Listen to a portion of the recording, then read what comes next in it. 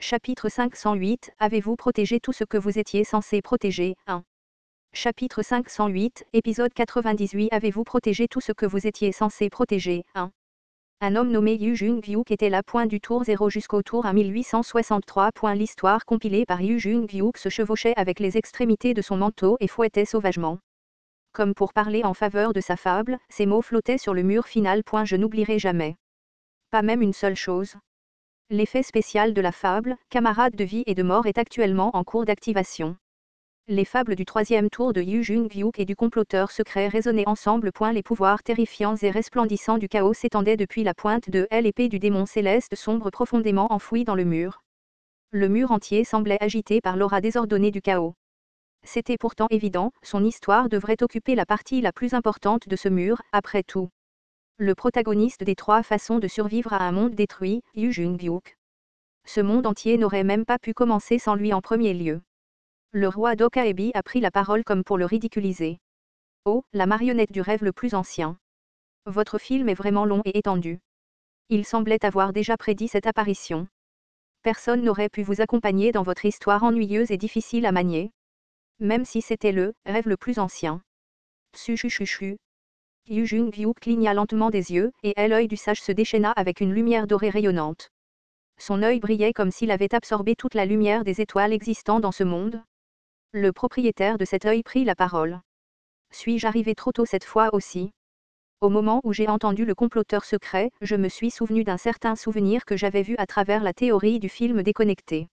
Un souvenir du 1863 tour où il a rencontré le roi Dokaebi. Oh, chère marionnette malheureuse. Tu es arrivé trop tôt. Tu ne peux pas terminer cet univers. Le roi Dokaebi inclina la tête alors que ce souvenir lui était transmis en temps réel et marmonna. Est-ce ce qui s'est passé?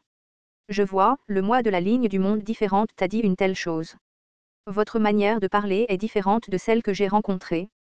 Tout comme vos tours de régression ne sont pas les mêmes, je suis différent aussi. Le roi Dokaebi haussa les épaules comme s'il trouvait quelque chose d'assez amusant. Puis, il arracha l'épée démoniaque céleste sombre de Yu Jung-gyuk et la jeta en arrière. Ce dernier attrapa l'épée volante à main nue. Seule la cicatrice de l'épée resta sur le mur final comme un curseur. Bientôt, cependant, la cicatrice fut progressivement refermée et des phrases apparurent sur la surface du mur. Cependant, toutes ces lignes de monde existaient pour le plaisir de parcourir le même chemin. Le roi Dokaebi s'adressa à Yu Jung-gyuk tout en semblant immensément fier de cette histoire. L'achèvement du grand et noble monde est à portée de main. Tu pourras maintenant réaliser ton souhait longtemps chéri. Je savais très bien quel était le souhait de Yu Jung-gyuk. La grande fable, le pèlerin de l'Apocalypse solitaire, a commencé son récit. Et c'était d'être libéré des chaînes de cette horrible malédiction. Yu Jung-gyuk du 1863 tour n'a survécu que dans ce but précis. Cependant, son objectif n'était pas seulement cela. Le comploteur secret tourna la tête pour me regarder. La signification derrière ce regard était plutôt évidente. Il me disait de ne pas oublier l'accord que j'avais conclu avec lui. Je tuerai le coupable de tous ces mondes. Le roi Dokaebi lut cette phrase flottant au-dessus du mur final et marmonna. Tuer, c'est. Comme c'est amusant. Crois-tu encore qu'une telle chose soit possible? Bien sûr que si. Et pour rendre cela possible, une paire d'épées était maintenant tenue dans ses mains. La lame noire de l'épée démoniaque céleste sombre était maintenant rejointe par la lame d'une pâleur effrayante de l'épée secouant le ciel. Toi, bâtard, tu dois d'abord disparaître. Accompagné d'un fort kaboum, des étincelles commencèrent à marteler tout le mur comme pour le briser. Une explosion de lumière se produisit juste après, révélant 2 silhouettes enfermées dans un combat en plein vol. J'ai vu le mur solide de la fable, semblable à une barrière, entourant le roi Dokaebi. C'était une existence qui utilisait les plus anciennes histoires de ce monde comme arme. La grande fable, premier messie, a commencé sa narration. La fable en possession du maître de Nebiel Eden jaillissait maintenant du bout de ses doigts. Des phrases coagulaient étroitement et dispersaient la lumière sacrée tout autour. La lumière d'une grande constellation pleuvait maintenant sur toutes les créations au sol. Il n'y avait aucun doute que tout ce qui était touché par ce statut fondrait sans laisser de traces. Dokjiassi. Yion Cong a paniqué et s'est précipité vers l'endroit où je me trouvais. L'acier forgé s'étendant de son corps s'est déployé pour me protéger, moi et mes compagnons. Cependant, je secouai simplement la tête. Ce n'est pas nécessaire, Yion Cong. Pardon? Au lieu de répondre, je pointai simplement le devant. Même si la migraine lancinante continuait de m'assaillir, je n'arrêtais pas de regarder la vue qui se déroulait devant mes yeux. D'autres étoiles avaient raison. Moi aussi, je ne suis peut-être rien de plus qu'une simple constellation. Peut-être ai-je enduré plus d'une douzaine d'années pour assister à ce spectacle. L'attribut exclusif, terreur des étoiles, s'active. Le rayonnement brillant du roi d'Okaebi se séparait. Un homme portant un manteau noir utilisait 2 épées pour se défendre contre la lumière du Messie capable de mettre fin à tout mal dans ce monde. Zuzuzuzuzu. Les fables sur le mur fondirent lorsque la lumière les toucha. Le comploteur secret, non, Yu Jung-byuk, avançait pas à pas tout en se faufilant devant cette lumière. Des gouttes de sueur se formèrent et coulèrent du bout de son menton, et les bords de l'épée démoniaque céleste sombre et l'épée secouant le ciel devinrent de plus en plus ternes à cause de la lumière, mais il ne recula pas même une seule fois. Cela fit changer progressivement l'expression du roi d'Okaebi. Comme prévu. Que pensez-vous de cela, alors? La grande fable, Premier Mal, a commencé son récit. Le premier mal? C'était la fable de Béol, le grand roi démon qui était monté au ciel. C'était le pouvoir absolu auquel aucun bien dans ce monde ne pourrait jamais oser s'opposer. Portant désormais l'intégralité du monde des démons sur son dos, le roi d'Okaebi lança un éclair noir de jet sur Yu Jung-byuk. C'était le coup de tonnerre du ciel corrompu auquel aucun archange ne pouvait résister. Yi Seolwa cria au loin. Jung-byuk s'est assis. Yu Jung-byuk n'a pas évité l'éclair qui l'attendait. Non, il a plutôt levé son épée comme un paratonnerre et a fait face à l'attaque de front. Ce n'était cependant pas la fin. La transformation de scène s'active. Grâce à la transformation de scène, les âmes des rois démons ont été ressuscitées. Certains sont morts de nos mains, tandis que d'autres ont été tués par le dragon de l'Apocalypse. Tous les rois démons avaient été invoqués sur le champ de bataille une fois de plus par le premier mal, et il hurlait maintenant vers Yu Jung-byuk et moi. Guaa. Les armes lancées par les rois démons étaient enveloppées d'énergie magique malveillante, créant une tempête d'éclairs de couleur violette. Elle était si puissante que même une constellation de niveau mythe ne pourrait pas y résister. Alors que la foudre s'abattait, le visage pâle de Yu Jung-byuk s'illuminait comme une apparition maléfique. Il resta parfaitement calme alors que la tempête menaçante de Status faisait rage. Tout comme quelqu'un qui attendait ce moment depuis longtemps. Ce sont tous des bâtards que j'ai déjà tués. L'attribut exclusif, tueur de rois démons, s'active. Yu Jung-byuk bondit dans les airs et marcha en avant tout en déviant les armes entrantes. Partout où ses épées dessinaient des arcs, des fables du mal s'effondraient. Comme un monstre né uniquement pour détruire, il balançait ses épées encore et encore. Chacun de ses coups d'épée contenait le ressentiment des mondes dans lesquels il avait vécu. Tsu-chu-chu-chu-chu. Une énorme faille s'ouvrait dans les cieux corrompus du monde des démons.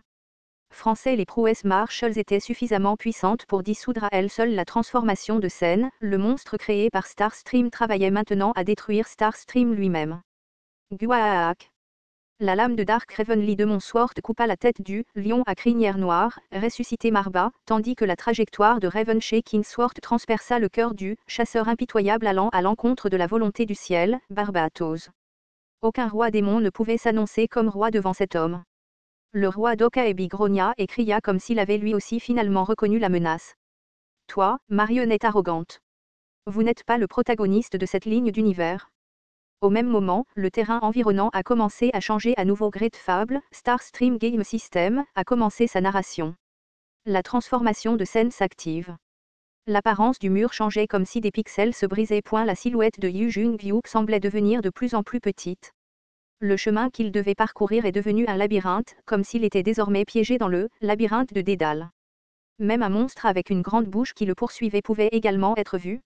Des tourelles automatiques surgissant soudainement de partout commencèrent à lui tirer dessus, tandis que le sol sur lequel ses pieds atterrissaient se transformait en un profond bourbier.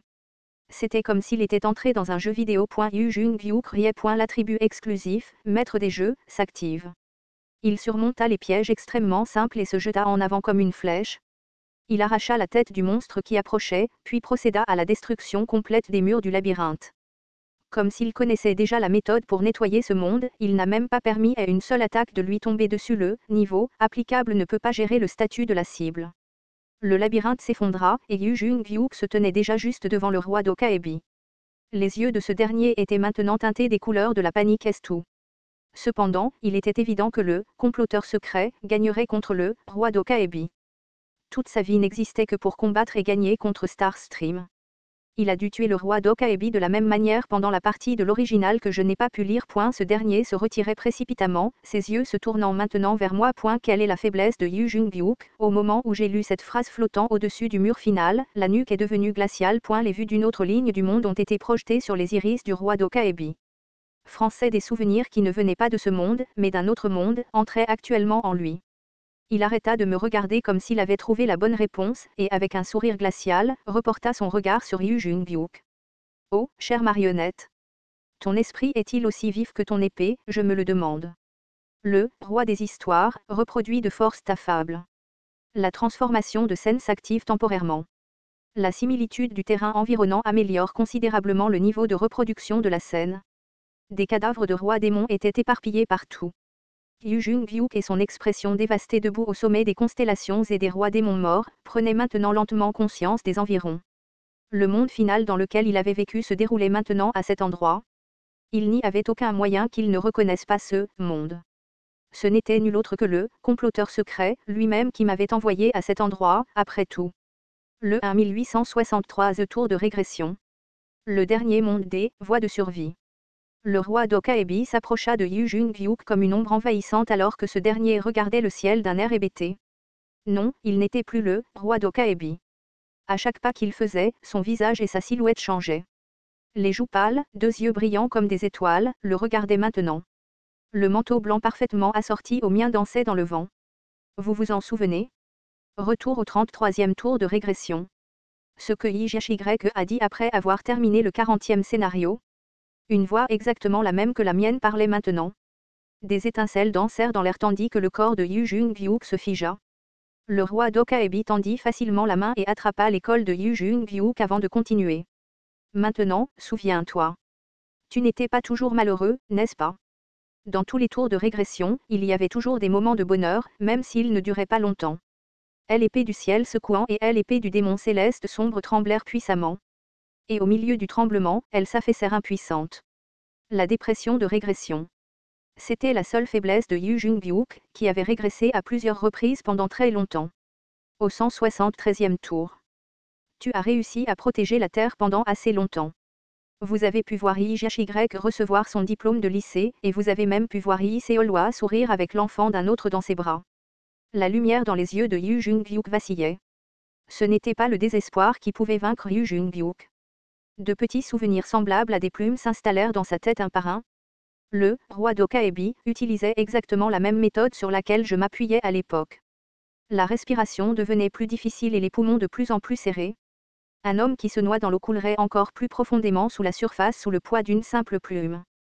Je ne pouvais plus me permettre de regarder sans rien faire. J'ai crié à Yu Jung-byuk, lui disant de se réveiller et de ne pas tomber dans une telle illusion. Cependant, ma voix ne pouvait pas les atteindre comme si une barrière non conductrice était érigée entre nous.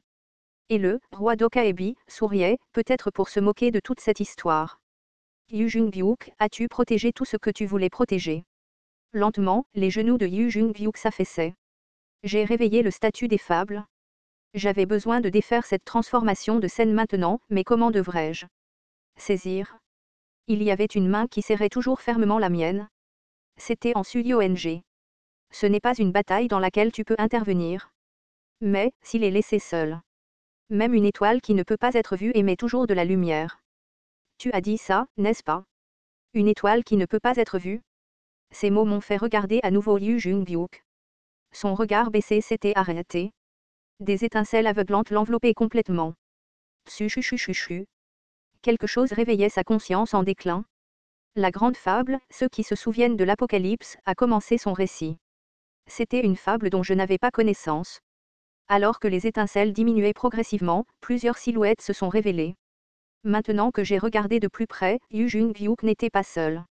Non, 4 autres se tenaient à côté de lui. Un homme grand, un jeune homme aux cheveux blonds, une fille avec une queue de cheval, et enfin. Il ne pouvait protéger personne. C'est pourquoi il se tient maintenant à cet endroit. Un archange aux ailes d'une pureté aveuglante. L'étonnement teinta rapidement l'expression du roi d'Okaebi. La fable du 999e tour détruit et brûlait maintenant avec éclat comme la conflagration de la fin des temps sur les bords de la lame de l'archange parce qu'il croit qu'il reste encore des choses à protéger. Épisode 98. Avez-vous protégé tout ce que vous étiez censé protéger? Fin.